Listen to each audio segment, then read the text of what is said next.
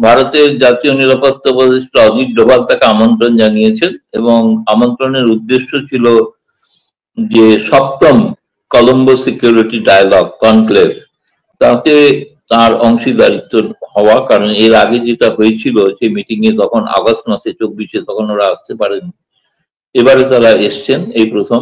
এবং এই সুযোগে সেই বৈঠকটা তো অ্যাকচুয়ালি আগামীকাল আছে, যে কলম্বো সিকিউরিটি কনক্লেভ, যাতে আরো কয়েকটা দেশ আছে, শ্রীলঙ্কা আছে, মালদ্বীপ আছে, মরিশাস আছে, সিসিলস আছে, এবং মালয়েশিয়াকেও ডাকা হয়েছে এবার। মূলত ভারত মহাসাগরের চতুষ্পার্শ্বে যে দেশগুলো সেইগুলোর তার সামুদ্রিক নিরাপত্তা এবং সন্ত্রাসবাদ দমন অন্যতম মুখ্য আলোচ্য বিষয়। কিন্তু তার আগে আজকে বাংলাদেশের জাতীয় নিরাপত্তা উপদেষ্টার সঙ্গে তার সঙ্গে আরো একজন এসছেন, এবং তারা আজকে ভারতের জাতীয় নিরাপত্তা উপদেষ্টা অজিত ডোভালের সঙ্গে দ্বিপাক্ষিক বৈঠক করেছেন। এবং সেই দ্বিপাক্ষিক বৈঠকের এখনো সম্পূর্ণ নির্যাস জানা যায়নি, কিন্তু যেটা শোনা গিয়েছে বা যেটা বলা হয়েছে সেটা হচ্ছে যে কলম্বো সিকিউরিটি ডায়ালগ নিয়ে কালকে কি ধরনের আলোচনা হবে সেটার যেমন একটা কথা হয়েছে, একই সঙ্গে সেটা তো অজিত ডোভাল প্রত্যেকটি রাষ্ট্রেরই ন্যাশনাল সিকিউরিটি অ্যাডভাইজার করছেন আলাদা আলাদা ভাবে, কিন্তু তার সঙ্গে খুব গুরুত্বপূর্ণ দ্বিপাক্ষিক সম্পর্ক, এই গুরুত্বপূর্ণ শব্দটা ব্যবহার করা হয়েছে, গুরুত্বপূর্ণ দ্বিপাক্ষিক সম্পর্ক বিষয়ে আলোচনা হয়েছে।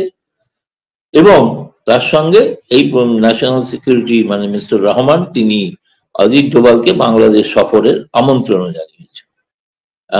তো এখন ভারত সরকারের পক্ষ থেকে কিন্তু এখনো এই বিষয়ে কোনো স্পষ্ট মানে সরকারিভাবে আনুষ্ঠানিক কোনো বিবৃতি এখনো জারি করা হয়নি।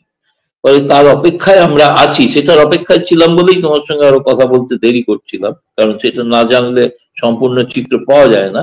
কিন্তু মোটামুটি আমি ভারতের পক্ষ থেকে যেটা জানি সেটা হচ্ছে যে ভারতের পক্ষ থেকে অবশ্যই ইনক্লুসিভ ইলেকশনের কথা বলা হবে। এবং ইনক্লুসিভ ইলেকশন বলতে অবশ্যই কারণ যে দলটি আমাদের ভারতীয়দের হিসাব অনুসারে 50% মানুষের সমর্থন আছে, মানে সবাই ভোটার নাও হতে পারে, মানে ভোট নাও দিতে পারে, কিন্তু 50% বাংলাদেশের মানুষ আওয়ামী লীগের সঙ্গে আছে, এটা ভারত সরকার মনে করে।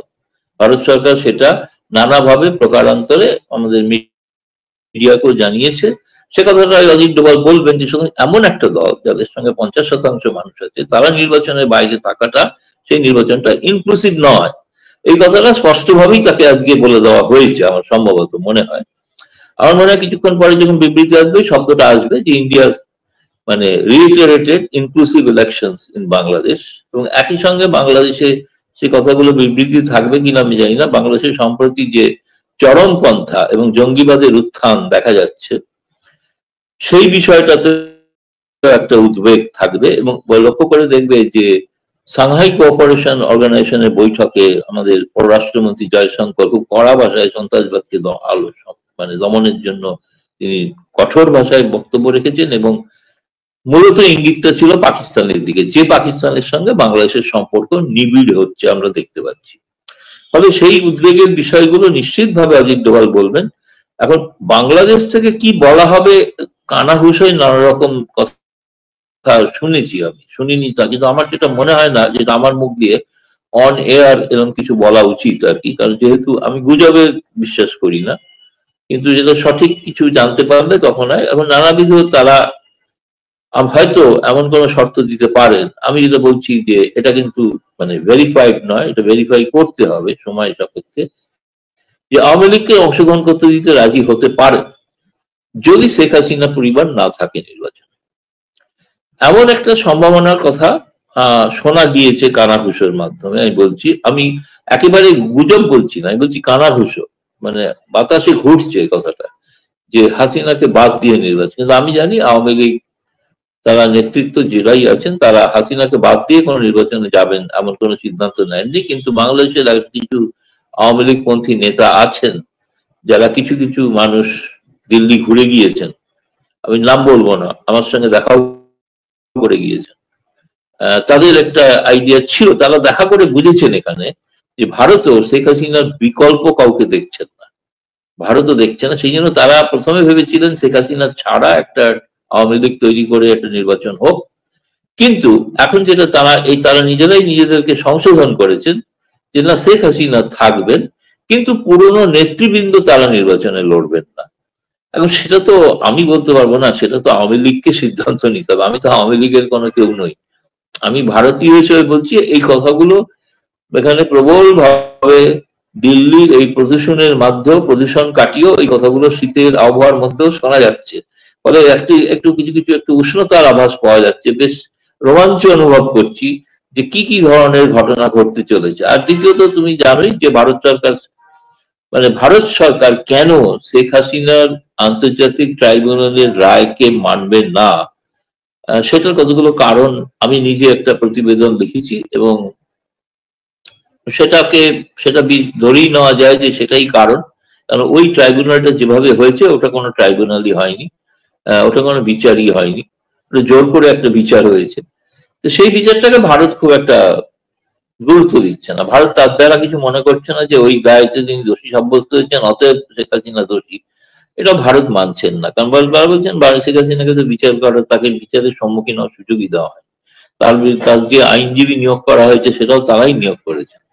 এই সমস্ত কারণেতেই আমার মনে সব বিষয়, এই সমস্ত সামগ্রিক বিষয় নিশ্চয়ই ওই কি বাইল্যাটারাল ইস্যুস, কি KEY কি এই বাইল্যাটারাল ইস্যুস, যেটা বাংলাদেশ হাই কমিশন থেকে যেটা দেওয়া হয়েছে বিবৃতি, তাতে এগুলো আছে। এটা কি বাইল্যাটারাল ইস্যুস, কি বাইল্যাটারাল ইস্যুস কোনটা সে ব্যাপারে স্পষ্ট কিছু বলেননি তারা, কিন্তু আমরা অনুমান করে নিচ্ছি যে অবশ্যই তার মধ্যে এই বিষয়গুলো, সন্ত্রাসবাদ থাকবে, আসন্ন নির্বাচনের প্রসঙ্গ থাকবে, এবং শেখ হাসিনা প্রত্যাবর্তনের বিষয় থাকবে।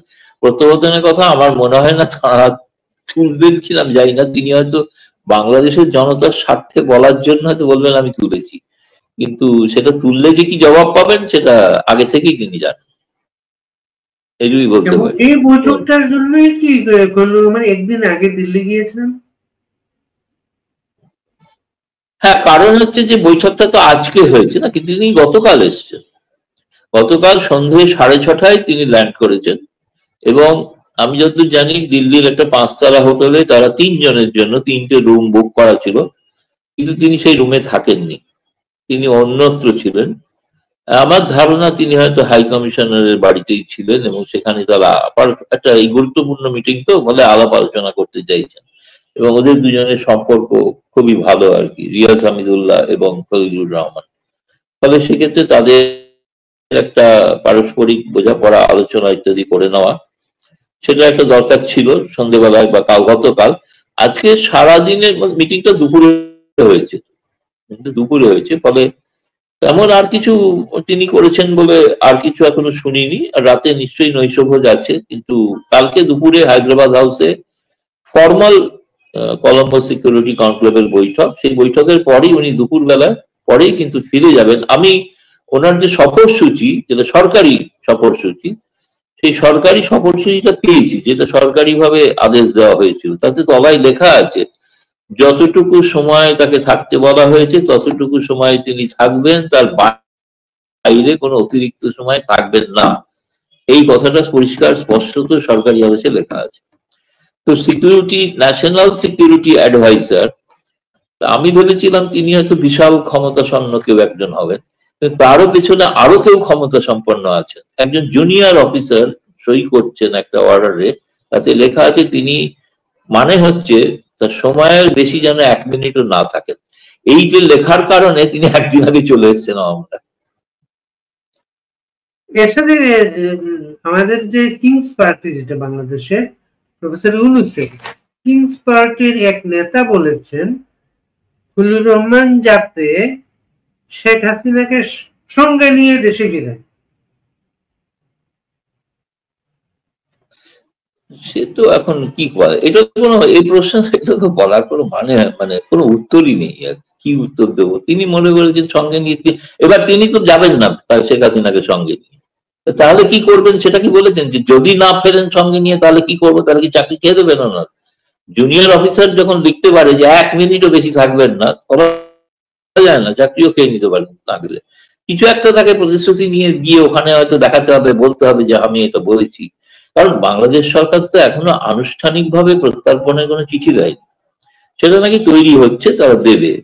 তো সেটা তৈরি হওয়ার পর দেখা যাবে তারা কখন সেটা দেয় আর কি। কিন্তু তার আগে তো সেই প্রক্রিয়াগুলো যিনি বলেছেন, ওই কিংস পার্টি, তিনি তার নিজের পার্টির অস্তিত্ব বজায় রেখে আগে নির্বাচনে জিতে আসুন, তারপরে তিনি কথা বলবেন। এছাড়া আর কি বলবো আমি, তার কথা কোনো উত্তর দেওয়ার কোনো প্রয়োজনও মনে করছি। কিংস পার্টির আরেক নেতা বলেছেন, তিনি সার্জিস আলম, তিনি যতক্ষণ পর্যন্ত ভারত শেখ হাসিনাকে হস্তান্তর না করবে ততক্ষণ ভারতের সাথে কূটনৈতিক সম্পর্ক স্বাভাবিক হবে না। বেশ ঠিক কথা, স্বাভাবিক হবে না। কাল থেকে ভারত 1100 মেগাওয়াট বিদ্যুৎ দেয় বন্ধ করে দেবে। উনি ভাষণ কোথায় দেবেন আমি শুনবো?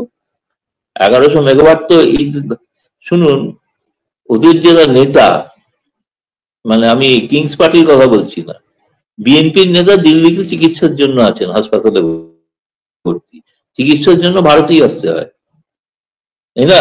ভারতের সঙ্গে এত সম্পর্ক খারাপ করলে চিকিৎসা করাবেন কোথায়? অস্ট্রেলিয়ায় নাকি সিঙ্গাপুরে?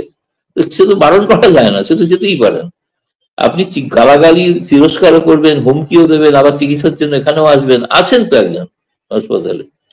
আরো প্রথমে উঠেছিল আরো নাকি অনেকে এসছেন কিনা জানি না, একজন এসছেন, আমি নাম বলছি না, আমি নাম জানি কিন্তু বলে তাকে বিব্রত করতে চাই না, তো সেই জন্য নামটা বলছি না, কিন্তু কনফার্ম যে তিনি আছেন, কোন হসপিটাল সেটাও বলে দিলাম, সেখানে আছেন।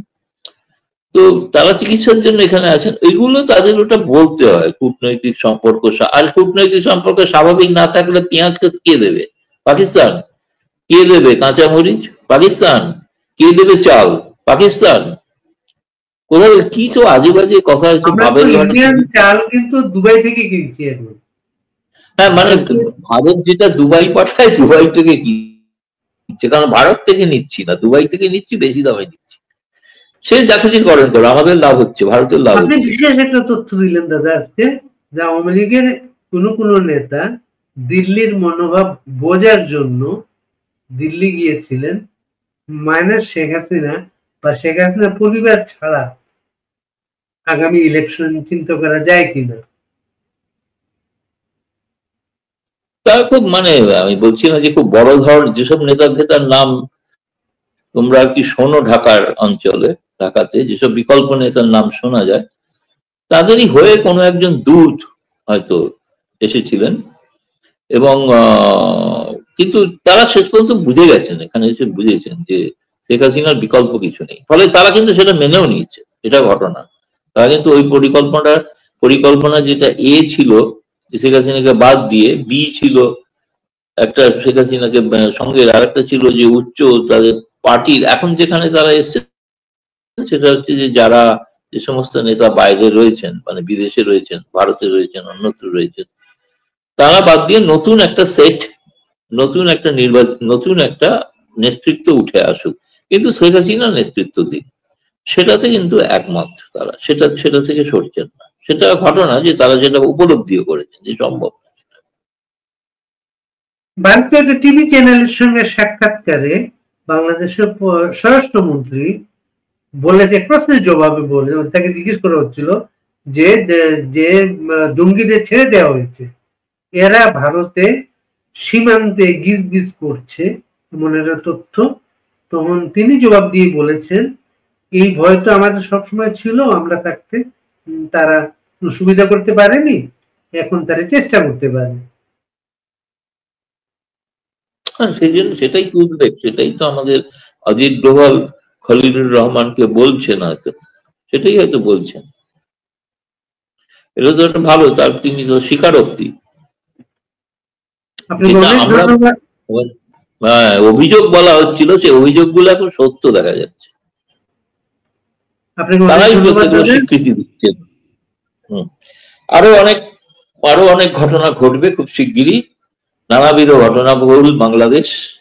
যা ওখানে শুনছে, যা বলছে, সেগুলো আসলে নয়, নেপথ্যে অনেক কিছু কাণ্ড চলছে, সেগুলো পরে, সেটা বাংলাদেশের মানুষের কাছে তারা কিভাবে জবাব দেবেন আমি জানি।